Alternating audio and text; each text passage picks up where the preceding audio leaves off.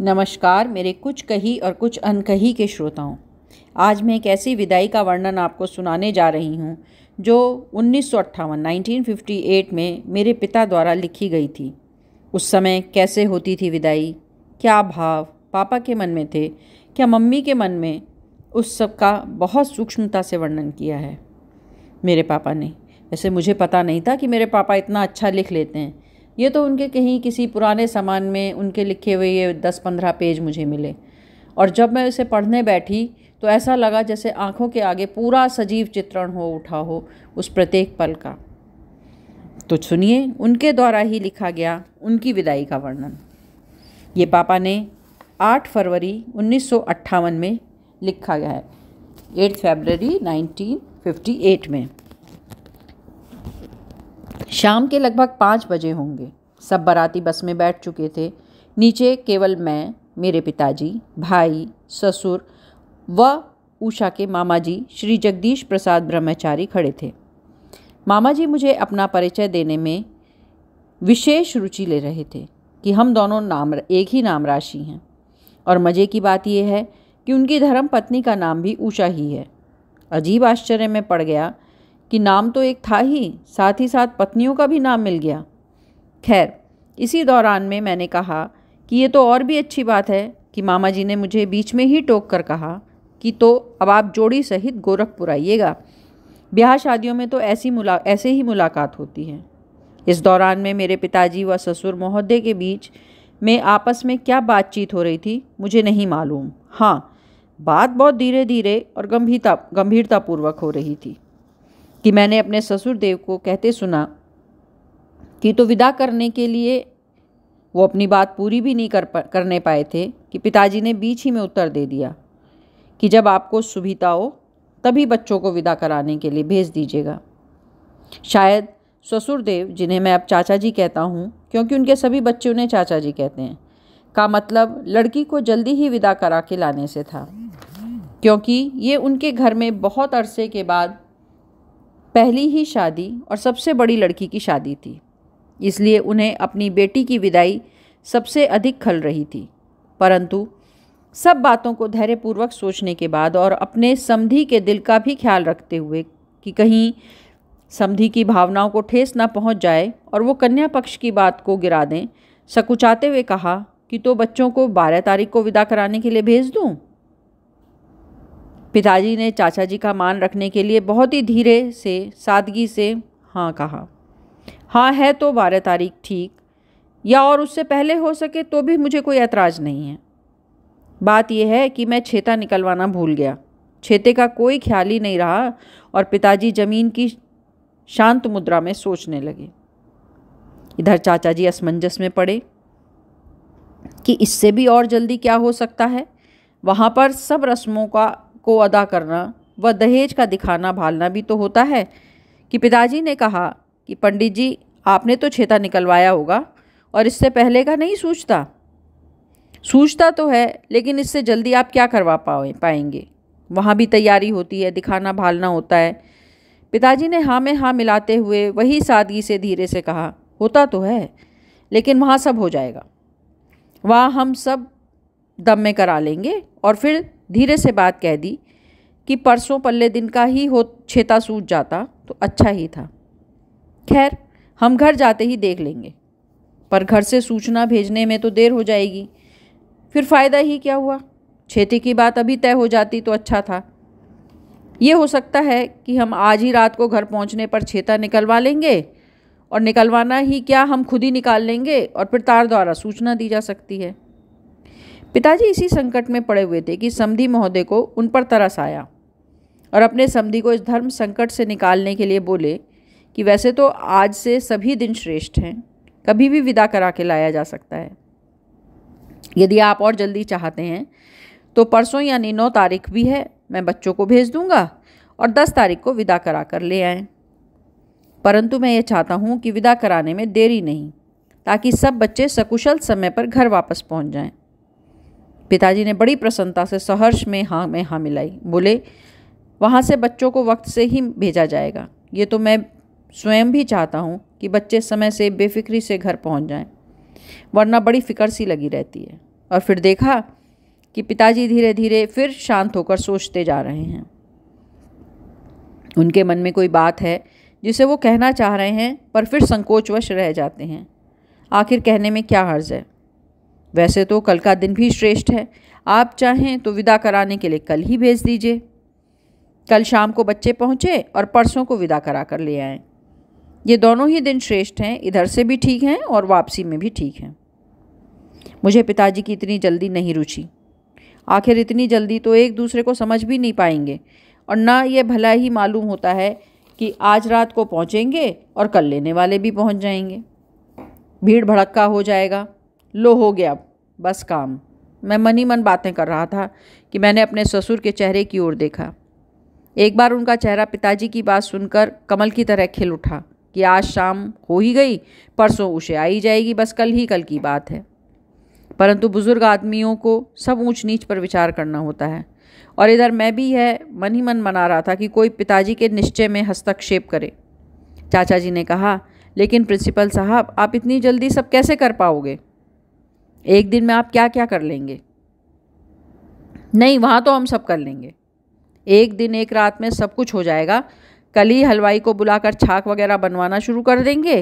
रास्ते में ही 5 मिनट को मैं रुककर हीरा से कहते चले जाएंगे और परसों आसानी से विदा हो सकती है। बात यह है कि आगे हमारी छुट्टी नहीं है, और फिर देहात का मामला है। बिहाली बहू का वहाँ पर ज़्यादा रहना ठीक नहीं है। मैं बहू को अपने ही सामने विदा कर निश्चिंतता पूर्वक बुढ़ाना जाना चाहता हूँ। चाचा जी को पिताजी की ये बात उचित मालूम पड़ी और उन्होंने अनुमति दे दी कि जिस प्रकार आपको सुविधा जान पड़े, मुझे क्या आपत्ति हो सकती है। मैं कल बच्चों को लेने के लिए भेज दूंगा। शाम बढ़ती जा रही थी। शहर की बत्ती जलने को थी। बाराती बस में बैठे हुए कुछ ऊबने लगे थे। एकाएक फुसफुस होने लगी कि इतनी देर हो गई, एक बात ही तय नहीं हो पा रही। परंतु बारातियों को नौकरी पेशे वालों की मजबूरियों की क्या खबर। अच्छा तो नमस्ते प्रिंसिपल साहब, गलतियों को क्षमा कीजिएगा। अजी वाह, गलती की क्या बात है। नमस्ते पंडित जी। उधर मुझे और भाई साहब को आर्य कन्या वैदिक इंटर कॉलेज की बस, जिसमें दुल्हन और अन्य बच्चे पहले से ही बैठे हुए थे, बैठने का आदेश मिला, और फ्रंट सीट पर द्वारका प्रसाद मामा जी व राजेंद्र, बड़ी भाभी जी के छोटे भाई, सशस्त्र बैठे हुए थे। एक सीट पर मैं और भाई साहब बैठे हुए थे, और उसके ठीक सामने की सीट पर दुल्हन उषा सिमटी हुई बैठी थी। बीच में चादर का पर्दा था। ये पर्दा मुझे अच्छा नहीं लगा, क्योंकि ये मेरे उसूलों के खिलाफ था। मुझे हार्दिक कष्ट तो अवश्य हुआ, परंतु यह अवसर ऐसी बातें सोचने का नहीं था। दुल्हन के एक तरफ अरुणा, मेरी बड़ी भतीजी, और दूसरी ओर कर्णा, मेरी मझली भतीजी, बैठी हुई थी, जो आज अपने जीवन में पहली बार सबसे अधिक खुश थी। अरुणा को बड़ी होने के नाते कुछ अधिक ज्ञान था, इतनी खुश कि जिसको वो स्वयं भी बयान नहीं कर सकती। जैसे उन्हें चाची क्या मिल गई, मानो संसार की सारे सुख, सारी दौलत उन्हें मिल गई। प्रसन्नता होगी क्यों ना, यही तो उनकी इकलौती चाची हैं। अब इस जन्म में तो उन्हें ऐसा अवसर फिर नहीं आने का। अरुणा अपने को अपनी चाची जी के पास बैठी पाकर गर्व से मुंह विजयी के समान ऊंचा किए थी कि दोनों बसें चल दीं। पिताजी का आदेश था कि दोनों बसें साथ साथ, अधिक फासला न होने पाए। अरुणा बार बार अपनी चाची की सटती थी, कभी कोई ना कोई बहाना तलाश करके बोलना चाहती। उसकी चाची की साड़ी का जरा सा भी पल्ला इधर उधर को होता तो आप ही स्वयं ठीक कर देती। वो मनी मन फूली ना समा रही थी कि मेरी चाची कितनी अच्छी है, और आवेश में आकर बात कहने का बहाना लेकर घूंघट उठाकर उनका मुंह इस तरह से देखती कि वह उसकी निजी संपत्ति है और कोई ना देख ले। इस पर कर्णा को ऐतराज होता। आखिर उसका भी तो उसकी चाची पर उतना ही हक है जितना अरुणा। दोनों में आपस में नोक झोंक होती। आखिर कर्णा हार गई। उसने भाई साहब से शिकायत की, परंतु भाई साहब को उसमें कर्णा का ही दोष प्रतीत हुआ और उन्होंने उसको ही झिड़क दिया, यद्यपि वो बेचारी निर्दोष थी। मन में उसके प्रति द्वंद्व की भावना उठी, परंतु वो दबकर रह गई। देवो, महावीर, सत्तो वगैरह सब आपस में दंगल करते रहे और शीघ्र घर पहुंचने की आशा लगाए हुए थे। बसें अपनी द्रुत गति से चल रही थीं। मामा जी ने मालूम किया कि राजकिशन पीछे बस आ रही है।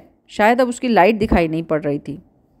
भाई साहब ने कहा, चलो अब हापुड़ आ रहा है, वहीं सड़क के किनारे बस को खड़ा करा के दूसरी बस का इंतज़ार करेंगे, वहाँ मुझे काम भी है। हापुड़ आ गया, सड़क किनारे बस खड़ी हो गई। भाई साहब ने पापड़ और सब्जी खरीदी तथा हम सबको चाय का प्रबंध किया। भाई साहब ने कहा, अरुणा अपनी चाची जी को ले चाय दे दे। लाओ लाओ लाओ पाप। अरुणा तो ये चाहती ही थी कि उसे अपने चाची का फेवर करने के लिए और बात करने का इससे अच्छा और कौन सा अवसर हो सकता था। चाची जी लो चाय पी लो, और चाय का प्याला अपनी चाची जी की ओर बढ़ाकर घूंघट खोलने लगी। परंतु चाय का प्याला गर्म होने के कारण उससे संभल नहीं रहा था। उसे डर लग रहा था कि कहीं घूंघट उठाने में गर्म चाय बिखर ना जाए। उसकी चाची के कपड़ों पर फिर भी सावधानीपूर्वक वो जिद कर रही थी। हम लोग चाय पानी से निवृत्त ही हुए थे कि पीछे से दूसरी बस आ गई और पिताजी को कहते सुना कि रज्जो, तुम लोग मानते नहीं, दोनों बस साथ साथ नहीं चलने देते। भाई साहब ने सारा दोष अपने ऊपर लेकर दबी हुई आवाज़ में कहा, साथ ही साथ चल रहे हैं, थोड़ा बहुत फासला तो हो ही जाता है पिताजी। ये थोड़ा बहुत फासला है? पिताजी ने सादी भाषा में प्रश्नवाचक दृष्टि से पूछा। कितनी देर पहले से आगे आ गए और अभी करीब 10 मिनट हुए हैं। भाई साहब ने कहा, 10 ही मिनट हुए हैं पिताजी, कम से कम 20 मिनट हो गए होंगे। अंत में पिताजी ने आदेशवादी भाषा में कहा, दोनों बसों को आगे साथ रखा जाए। परंतु हमारे बस ड्राइवर पर इसका कोई प्रभाव नहीं पड़ा, क्योंकि उसे शीघ्र ही पुनः वापस गाजियाबाद जो आना था, क्योंकि कल कॉलेज टाइम से पहले लड़कियों को बस जो चाहिएगी। बसें पुनः चल दी। हमारी बस शीघ्र ही आगे निकल गई और कुचेसर रोड पर, जहाँ से कि हमको सटला वाली सड़क के लिए मुड़ना था, अंधेरे में मामा जी और राजेंद्र पहचान नहीं पाए। मैं और भाई साहब पीछे थे, इस कारण हमें सड़क दिखाई नहीं देती थी। परंतु हापुड़ में राजेंद्र हम दोनों को विश्वास दिला चुके थे कि वो रास्ता जानते हैं। कुचेसर रोड के 3-4 मील पीछे रह जाने के बाद मैंने बाहर को झांका। मुझे नई जगह लगी। मैंने भाई साहब से कहा कि चलते चलते इतनी देर हो गई, अभी कुचेसर रोड वाला चौराहा ही नहीं आया। भाई साहब ने बाहर को झांक कर देखा। ठीक तरह से ज्ञान ना हो पाया हम कहाँ हैं। बस रुक गई और लगभग 20 मिनट तक अपनी पीछे आने वाली बस का इंतज़ार करने लगे। कोई रोशनी नहीं दिखाई दी। प्रश्न सूचक दृष्टि से मैंने कहा, यदि हमने चौराहा नहीं छोड़ा तो और क्या हुआ, अब तक वो बस वहाँ जरूर आ जाती। और तब हमारी समझ में आया कि हम रास्ते से आगे पहुँच गए हैं। हमारी बस पुनः वापस लौटी और चौराहे से अब कंकड़ की सड़क प्रारंभ हो गई। बस में धूल भरने लगी। इस प्रकार हमारी बस पिछली बस से आधा घंटा लेट सटला पहुंची। रज्जो, पिताजी ने कहा, अरे बस कहाँ रह गई थी? हमें रास्ते में भी कहीं नहीं दिखाई दी। बड़े फिक्र में पड़ गए, बस कहाँ गई? कुचेसर रोड के चौराहे से आगे निकल गए थे। अंधेरे में चौराहा दिखाई नहीं दिया। चौराहा दिखाई नहीं दिया? रात दिन के आने जाने वालों को कितनी दूर निकल गए थे? करीब 3-4 मील निकल गए होंगे। तो फिर भी इतनी देर कहाँ लगाई? हम तो यहाँ पौन घंटा, फिर घड़ी को देखकर कहा 39 मिनट पहले आ गए। 3-4 मील में 39 मिनट लगे। आखिर जब भाई साहब को संक्षेप में बचने का कोई रास्ता नजर नहीं आया तो पूर्ण वृतांत उन्हें कह के सुनाना पड़ा। सटला में बस से सामान उतारा गया और बैलगाड़ी में रखकर गांव को भेजा जाने लगा। हमारी बस सीधी गांव तक गई। हमें कहीं कहीं ये डर लग रहा था कि बस कहीं भूड़ में फंस ना जाए, परंतु ऐसा नहीं हुआ और हमारी बस मकान के समीप गूलर के नीचे रोक दी गई। मोहल्ले में शोर मच गया। बहू आ गई। चारों ओर से, गलियों से, कूचों से बच्चे, लड़के, लड़कियां और औरतों का बस के चारों ओर रेला सा आना शुरू हो गया। भीड़ बस पर झुकी पड़ने लगी।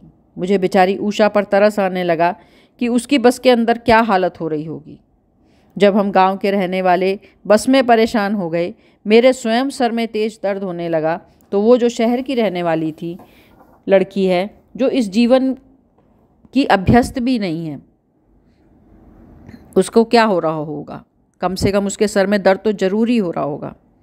परंतु शिष्टाचार का बंधन उसे जकड़े हुए बैठा था और वह बेचारी जिस प्रकार सिमटी हुई बैठी थी वैसी ही बैठी रही। इस पर भी तुर्रा ये कि गांव की लड़कियां उसे तंग कर रही थीं। कम से कम प्रत्येक उसका घूंघट तो उठाकर उसे देखती ही थी। और इस पर भी जिसे कहने का हक था वो अपना व्यंग कसे बिना न रहती थी। उस समय कदाचित नारी नारी की कठिनाइयों को भूले हुए थी। मुझ पर पाबंदी थी, मैं घर बिना दुल्हन को साथ लिए घर में प्रवेश नहीं कर सकता था। वस्तुतः मुझे वहीं पर अधीनस्थ खड़ा रहना पड़ा। लगभग 1.5 घंटा हो गया, माँ ने अभी तक हमें घर में लेने के लिए नहीं बुलाया। मैं इंतज़ार करते करते बहुत अधिक थक गया था। बदन लेटने को भी चाहने लगा। आने जाने वाली लड़कियों से पूछने पर पता लगता अभी बहुत देर लगेगी, चाची तो अभी हाथ सेक रही हैं। हाथ सेक रही हैं? मैं मन ही मन तर्क करने लगा। हाथ सेक रही हैं? आखिर 1.5-2 घंटे हो गए, माताजी अभी हाथ ही सेक रही हैं। बहू के आने की तो उन्हें सूचना मिल ही गई होगी, अवश्य मिल गई होगी। सारे गांव में खबर फैल गई। माँ को क्या 2 कदम पर खबर नहीं हुई? ये कैसे हो सकता है? खबर तो हो गई, फिर माँ अभी तक आने की तैयारी क्यों नहीं कर रही? शायद कोई और बात हो, किसी और बात का इंतजार हो। धीरे धीरे गांव की सब लड़कियां अपने अपने घरों को जाने लगीं। भीड़ काफ़ी हल्की हो गई। किसी ने दरवाजे पर बाहर से कहा, ताई बहू को लेने ना जा रही? कितनी देर से बेचारी बैठी है। माँ का उत्तर मुझे नहीं सुनाई दिया। मेरी चचेरी बहन ने जब देखा भीड़ समाप्त हो गई तो मेरे पास से गुजरती हुई बोली, हम तो बहू को देख लें। और तब मेरी 3-4 और चचेरी बहन भी बहू का मुंह देखने लगीं। ये सभी बहनें मुझसे बड़ी हैं। बहन ने घूंघट में झांक कर देखा और सवालों की झड़ी लगा दी। क्या नाम है री तेरा? उषा खामोश पलक झुकाए रही। अरे आँख ऊपर को उठा। आँख ऊपर को ना उठाती, देखूं गले में क्या पहन रही है। जेवरों के नाम, कानों में बुंदेल, नाक में नथ। दूसरी बहनों ने इस बहन को हटाने की कोशिश करी कि दूसरों को भी देखने दे। अरे ठहर, जो रोष पूर्ण आवाज़ में बहन ने अपनी छोटी बहन से कहा। आखिर कुछ देर व्यंग कसने के बाद वो हट गई और कहा कि बहू तो बहुत सुंदर है। इस बहन ने जाकर माताजी से कहा, तब जाकर बहू को लाने की तैयारी होने लगी। मैं खड़े खड़े थक गया था। सर में दर्द तो था ही, सर में चक्कर आने लगा। पर उस समय मेरी भी ऐसी दशा हो गई कि मैं भी अपनी तकलीफ़ किसी से कह ना सका। माताजी, मौसी जी, ताई, भाभी और बहनें काती बजाती हुई दुल्हन को घर पर लेने के लिए आ गईं। दुल्हन को धीरे धीरे मेरी बहन ने कहा कि कमर के पीछे से पकड़कर धीरे धीरे बस से उतारा गया। मैं आगे आगे चला और दुल्हन मेरे पीछे पीछे। सब औरतें गा रही थीं, बन्ना जीत आया रे ससुराल की गली। लेकिन इस गाने के साथ साथ ये बहू बेटियां गाली क्यों दे रही हैं? मेरे विस्मय का, रोष का ठिकाना नहीं रहा। यह तो अशिष्टता है, और हमारे घर में जबकि अश्लील शब्दों को पाप समझा जाता है। माँ, चाची, ताई सभी तो हैं। क्या प्रभाव पड़ रहा होगा इन सब पर? ये दुल्हन क्या सोच रही होगी? इसके हृदय पर क्या बीत रही होगी कि कितने असभ्य स्थान पर मैं आ गई। माँ बापों ने मुझे कहाँ ब्याह दिया? मैं भी तो ससुराल गया था। मुझे तो वहाँ पर किसी ने गाली नहीं दी, न मेरे माँ बाप, भाई बहन को कोई अपशब्द नहीं निकाला। फिर हम क्यों किसी को गाली या भद्दे शिष्टता से गिरे हुए शब्द कहें? सोचते सोचते घर के दरवाजे पर हम पहुँच गए। सब चाची, ताई, माँ और बहनें मकान के अंदर दाखिल हो चुकी थीं। मैं व दुल्हन बाहर खड़े थे। कुछ मोहल्ले की औरतें हमारे अगल बगल खड़ी। घर में सबका समय प्रवेश करने का था कि गालियों की सीमा न रही। मेरा हृदय भभक उठा। बहुत नियंत्रण किया, परंतु रोष काबू से बाहर हो गया। बंद करो ये सब बातें। मेरी आंखों से क्रोध टपक रहा था। आखिर हमें किसी को गाली देने का क्या हक है? असभ्यता की भी कोई हद होती है। यहाँ माँ, चाची, ताई सभी तो हैं, कुछ तो शर्म करने की ज़रूरत है। प्रत्युत्तर में कुछों ने तो मुझे डांटना शुरू कर दिया और कुछों ने भद्दे भद्दे कलेजे को पार करने वाले व्यंग्य कसने शुरू कर दिए। अभी तो मुंह भी नहीं देखा, अभी से ये हाल है। ससुराल वालों को गाली देना इतना बुरा लगने लगा, यहाँ तक कि जिसका जो हक था वो सब अपनी कसर निकालने लगा। मेरी रोषपूर्ण आवाज़ सुनकर पिताजी नीचे उतर आए और कहने लगे, जगदीश तू चुप क्यों नहीं रहता? जो कुछ ये कहें कहने दे। परंतु इन्हें यह तो सोचना चाहिए कि यहाँ सभी तो हैं। इस प्रकार की गाली देना कहाँ तक ठीक है पिताजी? तो तुझे इस बात से क्या मतलब? जो कहें सो कहने दो, पिताजी ने कहा। मैं खामोश हो गया। गालियाँ देनी भी बंद हो गई। मेरी एक ताई की लड़कियों को मेरा बहुत व्यवहार बुरा लगा और वो आपस में बात करने लगी कि चाची ने हमें यहाँ फटकार लगवाने को बुलवाया था। हम ना सुनते किसी की फटकार। तहसीलदार होगा, अपने लिए होगा, और इस तरह वो उठकर चलने लगी। मुझे लगा जैसे किसी ने मेरे मुंह पर कस के तमाचा मार दिया। मेरी आंखें खुल गईं। मुझे अपनी भूल महसूस हुई। मेरा मन टीस उठा, कराह उठा। मुझे ऐसा नहीं कहना चाहिए था। ये मेरी सगी बहन भी नहीं है जो मेरी इस प्रकार की अधिकृत व्यवहार को सहन करती। ये तो चचेरी बहनें हैं। उनका तो मुझे सगी बहन की अपेक्षा अधिक कृत्रिम अनुराग और प्रेम प्रदर्शित करना चाहिए था। इनके साथ में तो मुझे व्यवहार कुशलता बरतनी चाहिए थी। मेरे ही कारण माताजी को ये सब सुननी पड़ रही होगी। शादी में तो सब बहनों को निमंत्रित किया गया था। उन्हें अतिथि के रूप में बुलाया गया था। घर आए मेहमान को इस प्रकार डांटा जाता है, और वो भी नारी जाति को।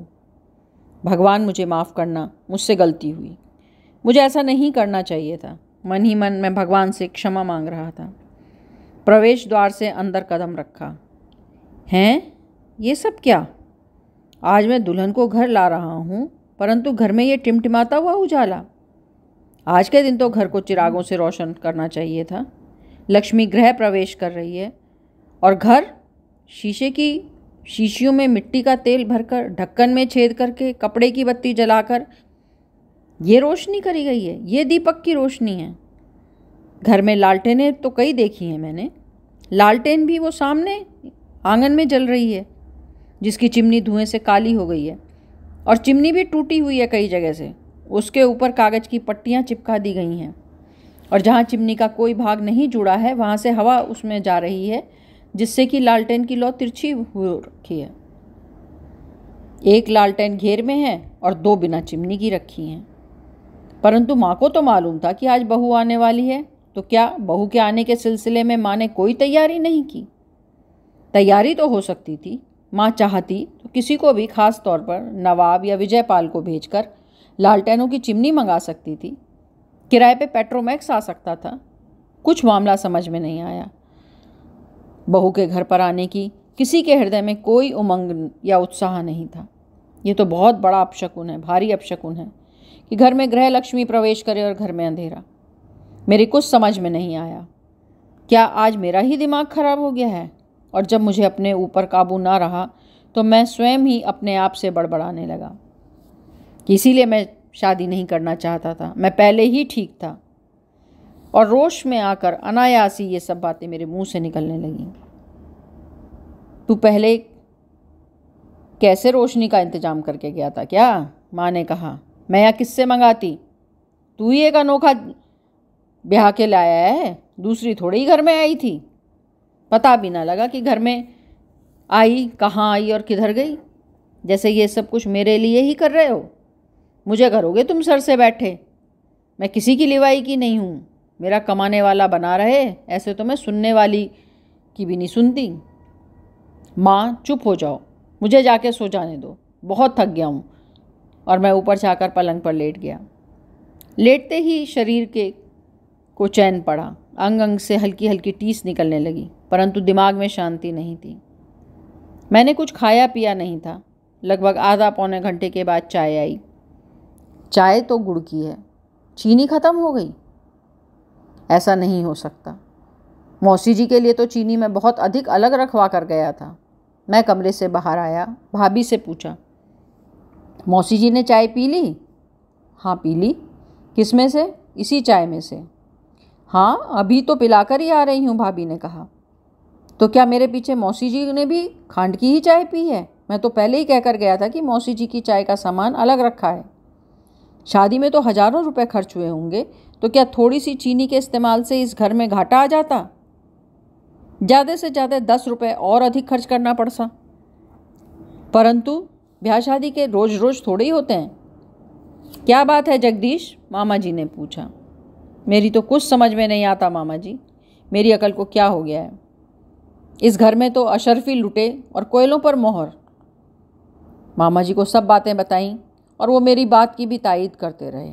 परंतु नीचे जाकर, देख बीबी कितना बदल गया है, अभी तो शक्ल भी नहीं देखी है बहू की। धन्यवाद मेरे श्रोताओं। है तो ये बहुत ही पर्सनल, पर मुझे लगा कि आपको अपने पापा की लेखन कला का रस ज़रूर चखाऊं, और शायद आपको आनंद भी आया होगा। प्लीज़ कमेंट करके ज़रूर शेयर करें। धन्यवाद मेरे कुछ कही और अनकही के श्रोताओं।